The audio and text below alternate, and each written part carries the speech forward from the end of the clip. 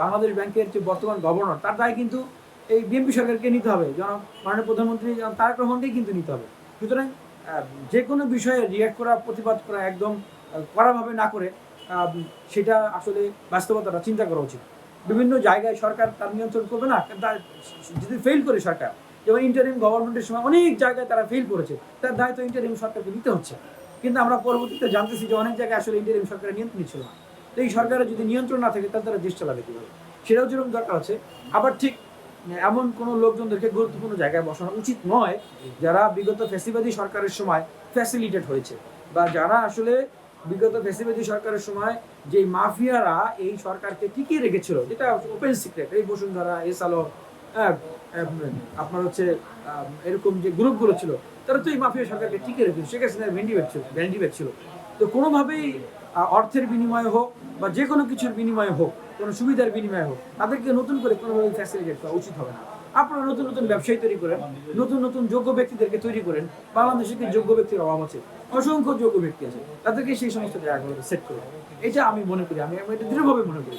আমি মনে করি যে আসলে আওয়ামী লীগকে বাংলাদেশের রাজনীতিতে ফিরিয়ে আসার সুযোগ দেওয়ার চেয়ে বাংলাদেশে যে রাজনৈতিক দলগুলো বিএনপির সাথে অ্যালায়েন্সে আছে তাদেরকে, এবং তার বাইরে যে রাজনৈতিক দলগুলো এখন বিরোধী দলে আছে তাদেরকে ফ্যাসিলিটেট করা, তাদেরকে সুযোগ দেওয়া, যেহেতু জুলাই অভ্যুত্থানের সময় সবাই একসাথে কাজ করেছে, সেটা মনে হয় আমার মনে করি বেশি ভালো হবে।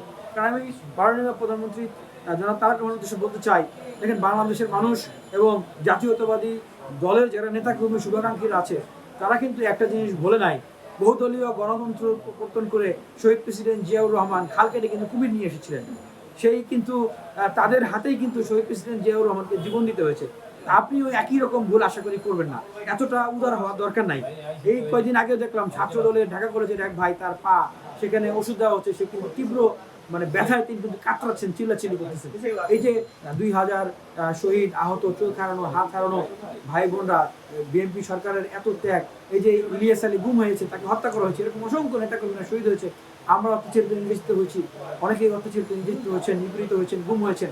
তো তাদের কথা চিন্তা করবেন, চিন্তা করে অবশ্যই আমি মনে করি না যে আওয়ামী লীগের সাথে কোনো ধরনের আপোষে আপনারা যাবেন, এবং আমি মনে করি যে, বিশ্বাস করি যে ওনারা যাবেন না, সেই অবস্থানে ওনারা থাকবেন। আমি মনে করি যে আমাদের মাননীয় প্রধানমন্ত্রী সেই 111-এর কথা ভুলে যাবেন না। সেই সময়ে তাকে যেভাবে করে এই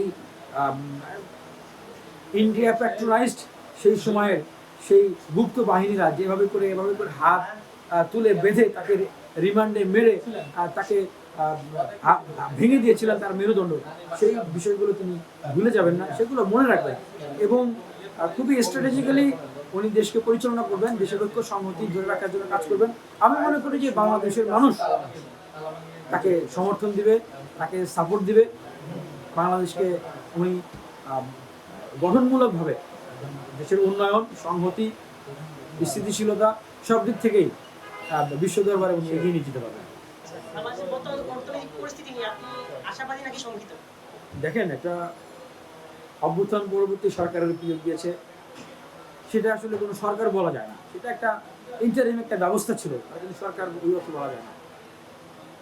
এখন একটা নতুন সরকার, মাত্র 2-3 মাস বয়স, এই সময়ে অনেক বেশি প্রেডিকশন করাটা এটা দায়িত্বশীলতার জায়গা থেকে আসলে উচিত হবে না।